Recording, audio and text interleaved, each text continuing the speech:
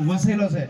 તો તમામ સમાજને હું એક નિવેદન કરીશ કે એક જ ડીજે આપણે આપણા સમાજમાં અને ઘરના પ્રસંગમાં જે માન લો કે લગ્ન હોય કે કોઈ બીજો પ્રસંગ હોય તો એના માટે તમામે બે હાથ ઊંચા કરીને આપણે સમર્થન કરવું છે।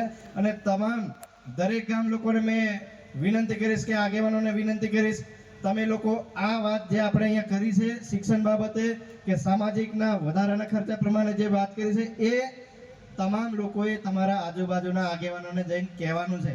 હવે ઉદયપુરમાં માત્ર એક જ ડીજે ચાલશે અને બધા એવું કહે કે જેને કીધું આપણે હું એ તો બધા લગાવી વાળા કહી દીધું અમારે કોઈની જરૂર નહીં ના મિત્રો જ્યાં બી ખબર પડશે અમને કે આ જે બી આગેવાનોને ખબર પડશે તો કાયદાકીય કાર્યવાહી પણ કરવામાં આવશે।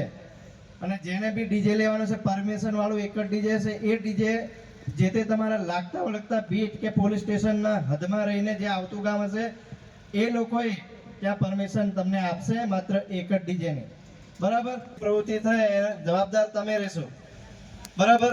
ઘણી વખત આપણે બેન દીકરીઓને જે છોકરા છોકરીને રમાડવાનું જે કરે છે એ બી બંધ હિંગોળી કરે અગલે દાડે આપણે રમાડી દેવાની છોકરીને આપણા ઘર કુટુંબના કે જ્યારે બી કોઈ નજીકના હગાવાલા ભેગા થાય તો હિંગોળીની દાળ રમાડવાનું ક્યારે હિંગોળીની દાળ અને છોકરાને રમાડો પણ જે કંઈ હોય એની જે તે પંચવાળા જે નક્કી કરે એ પ્રમાણે એવું નહીં કે લગામીનો જ સંવિધાન લગામીનો જ બધે અમે આખા તાલુકામાં કરવાની લેવાનો।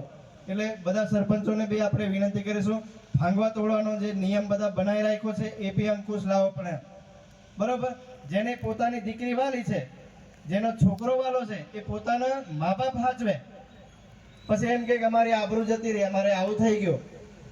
અમે બધા આગેવાનો છે ઘણા બધા આગેવાનો સાહેબ મારા સાહેબ ભેગા થઈએ છે ભાંગવા તોડવા માટે। હવે એ કઈ છોકરી વકીલ સાહેબ બી ઉભા આપણી જોડે કઈ છોકરી 15 થી 16 વર્ષની છોકરી હોય વિચાર કરો તમે 15 થી 16 વર્ષની એટલે કમસે કમ એને પોતાનું સામાજિક જ્ઞાન બી હોતું નથી।